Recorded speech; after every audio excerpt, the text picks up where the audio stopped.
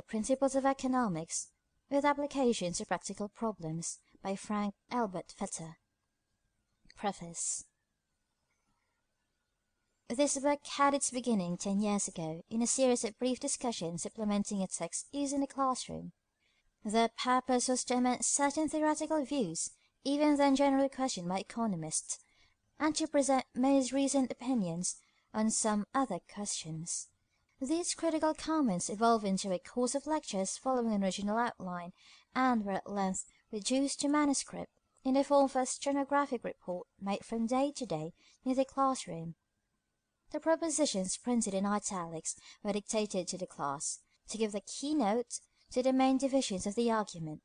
Repeated revisions have shortened the text, cut out many digressions and illustrations, and remedied many of the faults both of thought and of expression, but no effort has been made to conceal or alter the original and essential character of the simple, informal, classroom-like talks by teacher to student.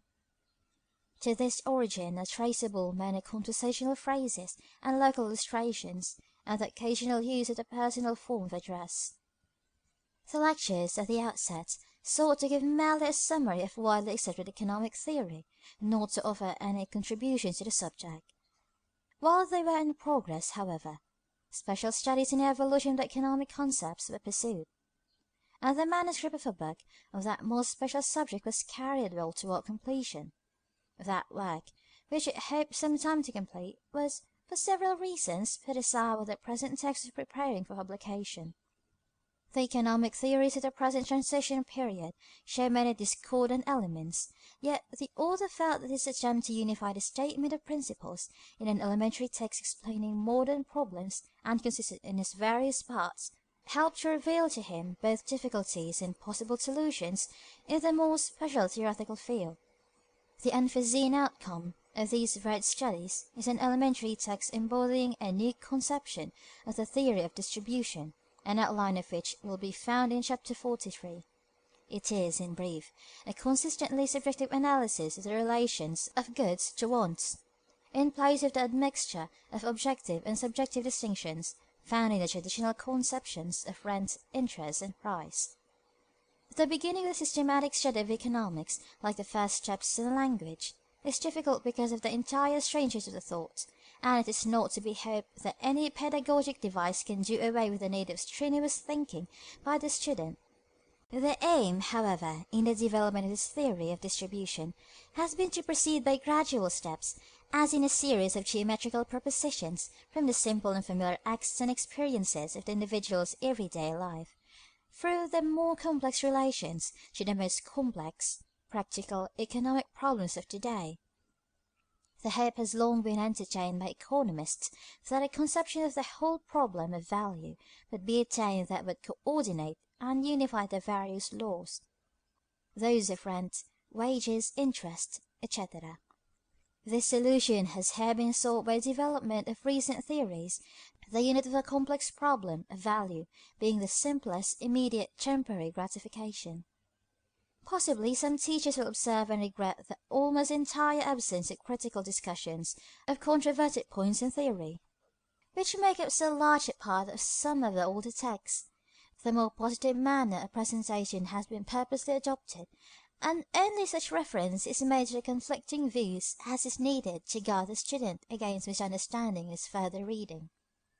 The author would not have it thought that he doubts the disciplinary value of economic theory or scientific worth for more advanced students, for, on the contrary, he believes in it, perhaps to an extreme degree, but, for his own part, he has become convinced of the unwisdom of carrying on these subtle controversies in classes of beginners. The inherent difficulties of the subject are great enough without the creation of the new ones.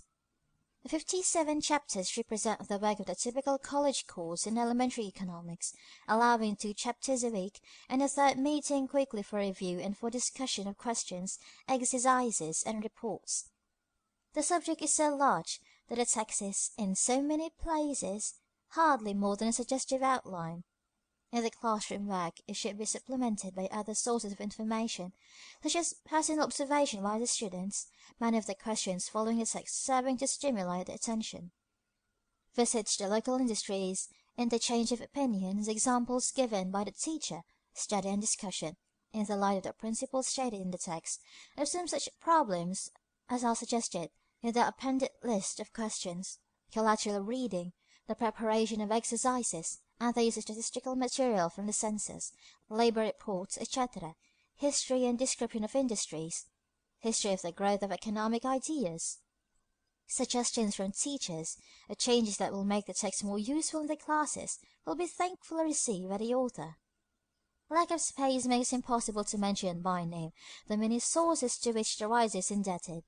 Special acknowledgment, however, is gratefully made to C. H. Hull of Cornell University, to E. W. Kemmerer, now of the Philippine Treasury Department, and to U. G. Weatherly of the Indiana University, who have read large portions of the manuscript, and have made many valuable suggestions, to the W. M. Daniels of Princeton University, who has read every page of the copy, and to whom are due the greatest obligations for his numerous and able criticisms, both of the argument and of the expression, to R. C. Brooks, now of the Swarthmore College, for a number of the questions in the appended list, and for helpful comments given while the course was developing, and to R. F. Hoxie, and to A. C. Mussey, whose thoughtful reading of the preface eliminated many errors, but the defects remaining, not of these friendly critiques, but the author alone, should be held accountable.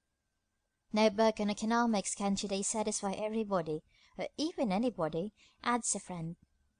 But with this book may go the hope that what has been written with love of truth and of democracy may serve, in a small way, both to further sound economic reasoning and to extend among American citizens a better understanding of the economic problems set for this generation to solve.